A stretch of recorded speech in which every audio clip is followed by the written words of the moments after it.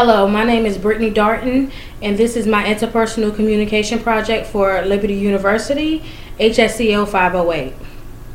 My project will cover my own personal behavior blends, my background, and how it will affect my interpersonal communication skills, as well as some barriers, my action plan, and the negative and positive that comes out of these personality traits.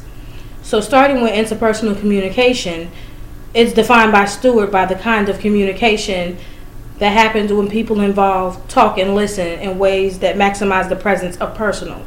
So it's not just communicating with each other, but on a personal level as well. So we're going to be a little more in-depth and deep with it. So starting with the personal, I have an overarching goal, and that is to be able to effectively listen and understand my own internal thoughts so they don't negatively affect the way that I listen to in response to other people. Burley Allen, he states in his readings that we cannot understand or effectively listen to others without first listening to ourselves.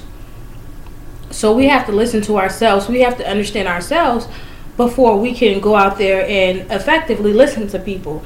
And I feel like understanding ourselves somewhat comes from our personal background. And for me, I come from a two-parent household. I'm the second oldest of 4 siblings. I come from a family who have very strong morals and values. They walk by faith. They definitely believe in Christ. So everything that I do, they love to incorporate Christ in it.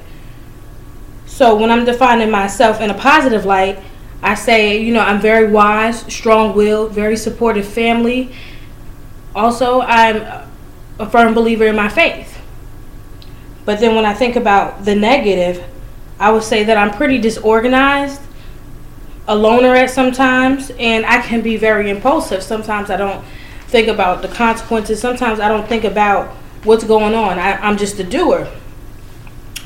So when I took the Uniquely You assessment, the results came from 2 graphs. The first graph, this is what is expected of me, and that's basically talking about what everyone around us expects of us, kind of in the workplace or in the public's eye.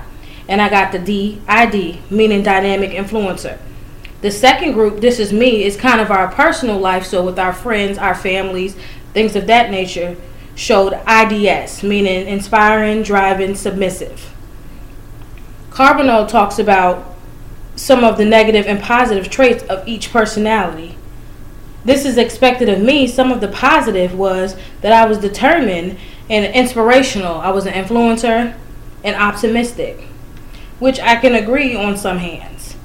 The negative, stubbornness, impatient, seemed to be pretty busy, and a controlling demeanor. And when talking about a controlling demeanor, Vertino talks about understanding and accepting that no one can control others or the situations around us. And when you come to that realization and that insight, that's the first step toward a positive change in communication. So when we realize that we don't have control over everything, we tend to communicate better because we understand that we don't have control over what's going to happen in this situation. We can't necessarily change what's going on in this situation, and we accept that. And it changes our demeanor on how we respond to things. With the This Is Me, the positives were determined, caring, submissive, and inspiring. Some of the negatives is cutting corners, direct, not careful, and a demanding demeanor. So what I see a lot in these personality traits is that very demanding, very direct, very open, but in the same sense, in the personal life, you're very submissive. So you have to trust somebody in order to talk, which is really what I see in myself as far as personal life. I don't open up much to people, and I don't talk too much to people in my personal life unless we're really close. But being a in-home and crisis counselor, I'm very open. I'm very optimistic about what's going on in the situation. I'm able to listen and open up and talk and being inspiring to people. So it's kind of like night and day for me. And what I see with all of these traits comes barriers. And barriers are those internal and external factors that can affect your communication. So for my personal assessment, some of my barriers that I feel like affect me are the emotional barriers that Peterson explains we kind of utilize our stomach to express these feelings. So you know how people say gut feeling? It's really coming from your gut, your stomach. It's how you're expressing your feelings. Perception is another one for me. And it's me viewing what I heard or interpreted through my own mindset. So whatever I'm hearing from you, I interpret it in my own way, even if it's not what you want it to be. A big one for me, I think, in personal life is being defensive or not feeling safe in a conversation. And Peterson talks about this in his readings, that in order for us to be open and communicate on a level 2 communication level, we have to feel safe. And level 2, we're more in depth, we're more open, we're more intimate. So in order for us to get there, we definitely have to feel safe in the situation that we're in.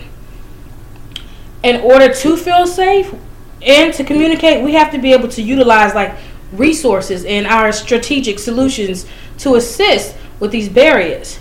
Some of the things that I'll utilize is asking questions and getting clarifications so that I'm not imposing my own perceptions on anything. So just being very open about what I don't understand or what I'm feeling so that I don't assume what's going on in a person's mind. As far as the physical, I would say for environment and things like that, just making sure that we're in a comfortable position where we're at. So if I'm coming to talk to someone about something personal, not being at a coffee shop or somewhere public where I don't feel safe to open up and express to people. Most of all, being open to share myself with others. From further readings, Ragensack talks about how the North American culture is said to reflect an ideology of openness. And I definitely agree with that. I definitely agree that in the North American culture, we tend to be a little more open about our identity. We tend to be a little more open about how we feel about certain things, as opposed to other cultures where it's kind of more conservative to talk about certain things. So I feel like North America is one of these places where we're able to utilize our voice.